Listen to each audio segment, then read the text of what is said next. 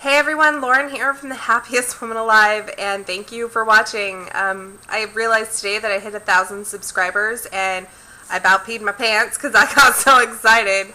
I don't know why you guys keep watching. I'll keep talking. I'm really trying to make these videos under 10 minutes, but I don't think I know how to not talk that much. Huge news. I am 6 days away from my 2-year Surgiversary, and my life is completely different. I'm so happy. Like, I would not take this back for anything. There's nothing in the world that I would change about what I did. Yes, I have had buyer's remorse. Yes, there were instances where I regretted having surgery. And then I remembered why. And I remembered why I was so adamant about doing it. And it was because I was miserable. I didn't have very high self-esteem. I didn't have much self-love, self-care, nothing. I didn't take care of myself. And then I had surgery, and I learned how to take care of myself because I had to. And now I am ridiculously happy, positive, enthusiastic, hardworking, dedicated, all of these adjectives that I never would have used to describe myself. And it's an amazing journey that I've been on. I went back to college, which is why this video is a month behind. I am going to be a substance abuse counselor. The focus is on drugs and alcohol, but I also am going to umbrella in food. So that's what I'm doing. 2 years. I have been living this new lifestyle. And I can tell you that things are different. Things are difficult, but they're also great. I want to tell you guys what I've dealt with, but I don't want you to hear it and think it's what you're going to deal with, because it's not. My complications are not guaranteed to be your complications. I did have hair loss. It was a big one for me. 95% of it was probably my own fault. About 3 to 4 months after I had surgery, my hair started thinning. It was not hair loss, but hair thinning. When I would take a shower, you would see it. You know, I did balls of hair and I'd stick them to the wall and show my husband. It wasn't significant enough for anybody else to notice. My hair loss was around the front, the frame of my face was where I lost most of my hair. But also my hair became weak and damaged because I tried to hide my hair loss with dyes and extensions. And I fried my hair. It is done for. I mean, you can't even see, like, it's bad. So I tried darker, I tried lighter, I did extensions, I did clip-ins, I tried to glue them in. Oh my gosh, I did everything. And all it did was make me lose more hair. So I went to this color, which I don't even know what color this is, but hopefully, it'll get closer to my natural blonde hair. It's not light blonde. I have like a dirty blonde hair. And I'll let that grow out, and I'm done touching it. I chopped it off. I'm not going to wear extensions anymore. This is pretty much all I've got left. Anyways, yeah, chop my hair, and I'm going to not touch it because that's what the hair loss issue was. And everyone wants to know how to, treat the hair loss. Take your vitamins. Take some biotin. Make sure you get in your minimum amount of protein every day and stay hydrated. And that's all I can tell you. Don't mess with your hair. Don't try to hide your hair loss. No one's going to notice but you. And it's not that bad. And the more you mess with it, the more you're going to lose. So don't end up like me and having to chop off all your hair because you're just, yeah. I mean, I like it, but, my face looks huge. And it's hard to deal with. Secondly, my second complication is dumping syndrome, which is ridiculous and random, and it makes no sense. But there are certain foods that I can't eat, and there are certain foods that just randomly attack me. I do try to keep my sugar intake low, but also, like the other night I had a steak and steamed vegetables, and I have no idea. That gave me dumping syndrome. Mexican food is probably the only thing that hasn't given me dumping syndrome. Everything else has. It depends on what I eat, how fast I eat, the quality, and how it was cooked. You know, fried foods don't feel good. A lot of carbohydrates and starches don't feel good. Fruit doesn't always settle well. Yeah,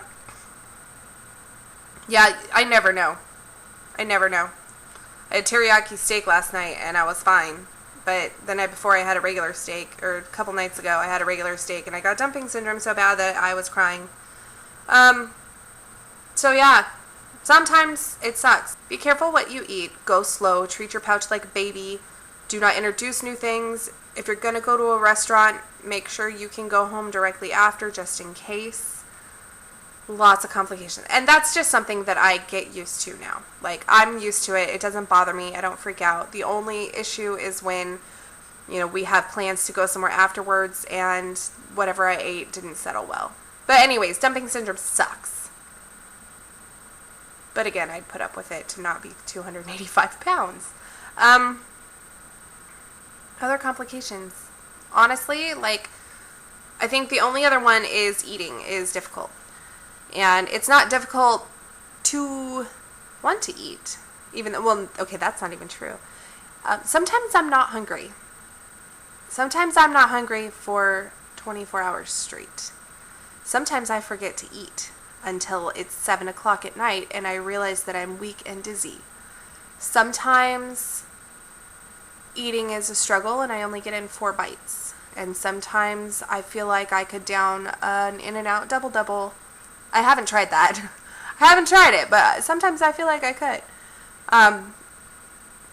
Sometimes eating is a pain in the butt. Last weekend, I volunteered at a rodeo. I volunteered at a rodeo last weekend, and I was so busy for 3 days that I ate a very minimal amount.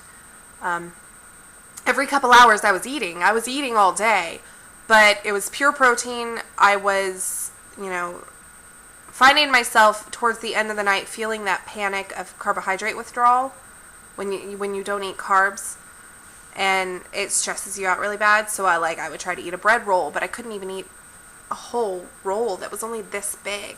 You know, I only got down half of it and it hurt. And then I realized that, you know, when I go long periods of time without eating a lot, I actually get my restriction back completely. I felt like I was 3 months out and just starting to eat again.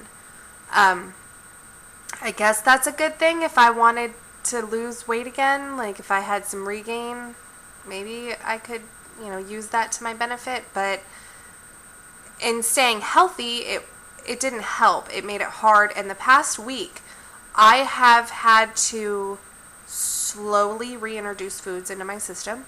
I've been having more dumping syndrome. I have been having more restriction, more struggles, a harder time eating and drinking, all because I spent 3 days not focusing on my food intake. Now, it sounds complicated if you haven't had surgery yet, but this is my life. This is what I do on a daily basis. And you guys are the only people that I talk to about this, except my husband.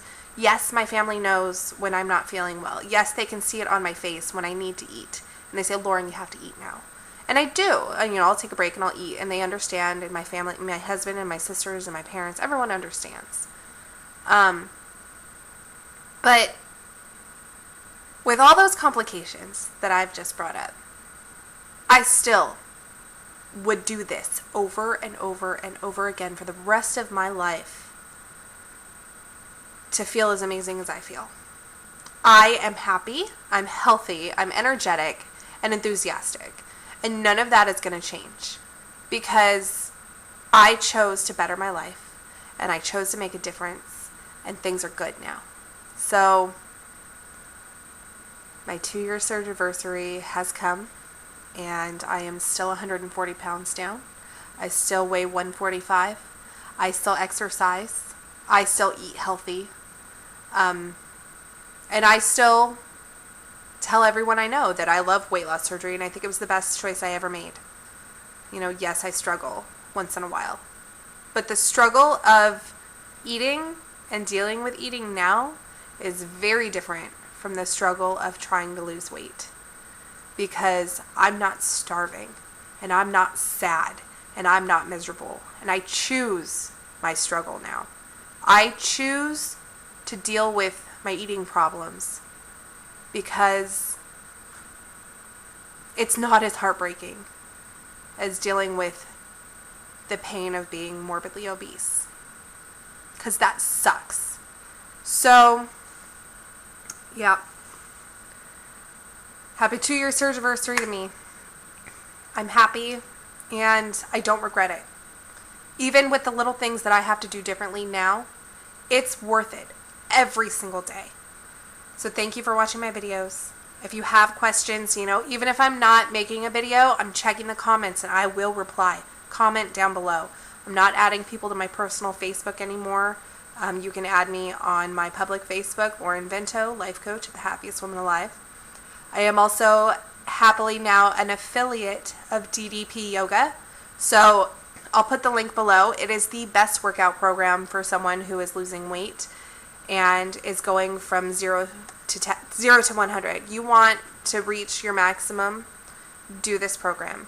Right now the Max Pack is on sale on my website for 50% off. It's $89, $90 something, like $95. I don't know. It's like $90 on my website, but you can do it in payments of $33 a month. Totally worth it.